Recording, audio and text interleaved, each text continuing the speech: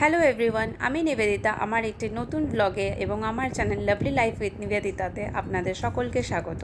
সকাল 11টা বেজে গিয়েছে, এখন 11টা কি 11:30 বাজে। আমাদের কিন্তু ব্রেকফাস্ট হয়ে গিয়েছে।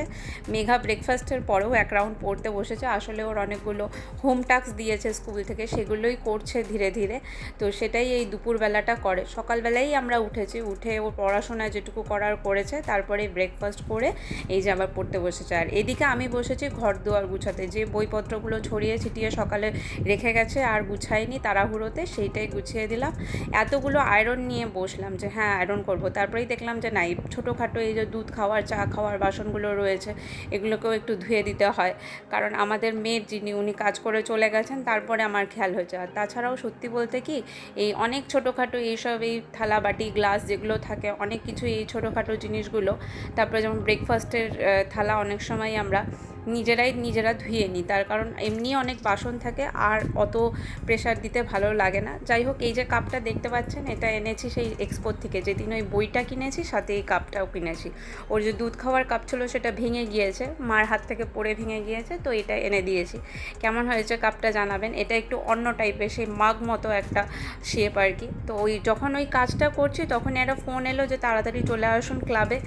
আমাদের এখানে যে পুজো মণ্ডপ কাম ক্লাব আছে, সেখানে আসতে হবে। কেন? তার কারণ কিছু কাজ আছে, কিছু অফিসিয়াল কাজের জন্য এই যে পৌঁছালাম কমিউনিটি হলে আর কি।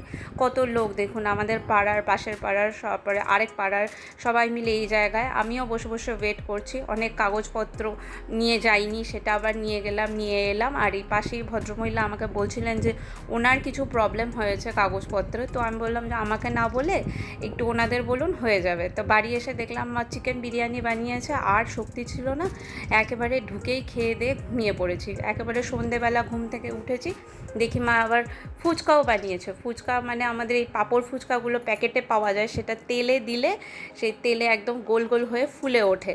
দারুণ লাগে কিন্তু দেখতে। আর কি বলবো, ওটা টেস্টও কিন্তু ভালো লাগে। এখন বাইরের ফুচকা খুব একটা খাওয়া হয় না। এই তেঁতুল জলটাও কিন্তু বাড়িতেই বানানো, সমস্ত কিছু বাড়িতে বানানো। তবে হ্যাঁ, একটা কথা অবশ্যই বলবো, বাইরের ওই দোকানের ফুচকা এখনও টেস্ট অন্যরকম, টেস্টের লেভেলটাও অন্যরকম। যাই হোক, তবুও আমি খাওয়া ছেড়েছি বাইরে ফুচকা, মাঝে সাঝে খাই, খুব রেয়ার সেটা। আর এই যে হচ্ছে সেই ফুচকা, দেখুন কি সুন্দর লাগছে এই ফোলা ফোলা ফুচকাগুলো। এটা কিন্তু আমার খুব ভালো লাগে, বেশ বেশ লাগে আর কি। এই পাঁপড়গুলোকে তেলের মধ্যে, ফুটন্ত তেলের মধ্যে দিলেই বলের মতো হয়, আর বেশ ক্রিস্পিও হয়, বেশ লাগছে। তো সন্ধ্যেবেলায় বসে বসে বাবাও খাচ্ছিলো, আমিও খাচ্ছিলাম। তো বাবাকে বললাম যে কি হয়েছে। আসলে আমার মানে বলা হয়ে ওঠেনি দুপুরবেলা কি হয়েছে। ছোটোখাটো করে বলেছিলাম, সেরকম আর ইচ্ছেও করেনি, কারণ প্রায় 1-1.5 ঘন্টা সময় ওখানে লেগে গিয়েছে। ধীরে ধীরে ধীরে ধীরে লাইন এগোচ্ছিলো, কাজ এগোচ্ছিলো। তো বসে বসে বলছিলাম ওখানে কি কাজ হচ্ছে। আসলে অন্নপূর্ণা ভাণ্ডারের জন্যই হয়তো ডেকেছিল, জানি না।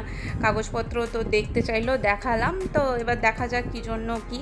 তা সব কিছু করে কিভাবে কি হচ্ছে না হচ্ছে, বা আমার এক রিলেটিভ আছে তাকেও করা যায় কি না, সেই সব নিয়েই কথাবার্তা হচ্ছিলো। তারপরে খেয়ে দিয়ে ওপরে চলে এলাম। ফুচকাগুলো কিন্তু সত্যিই খুব ভালো হয়েছিল। মেঘা ঘুমাচ্ছিল, মেঘাকে ডাকলাম যে তুই ওঠ তাড়াতাড়ি, নিচে যাও। তো নিচে গেল। আর এই যে ঘর দুয়ার গুছাচ্ছি আমি। সকালবেলা ভাবলাম কি সমস্ত ঘর দুয়ার গুছাবো, কিন্তু এক ফোঁটা কাজ হয়ে ওঠেনি।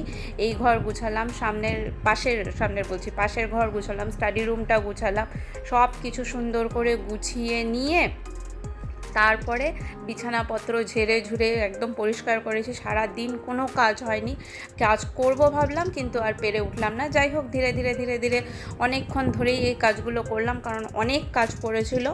আয়রনও করা হয়নি, আয়রনগুলোও ফেলে রেখেছি, আগামীকাল পরবো। তা এখন সন্ধেবেলা ও অনেকগুলো গল্পের বই পড়েছিল, বা নিজের পড়ার বই, এই যে এই বইগুলো পড়েছিল, সেগুলো গুছিয়ে নিয়ে ওর পড়ার বই নিয়ে বসলাম, যে সিলেবাস কি আছে আর বাকি সেটাই দেখছি। তা মেঘাকে ডাকলাম, মেঘা বললো যে হ্যাঁ আসছি। ও ফুচকা খাচ্ছিল, তো ওরও খুব ভালো লেগেছে। কিন্তু আসার সময় দেখলাম আবার নিয়ে এসছে ব্রেড টোস্ট।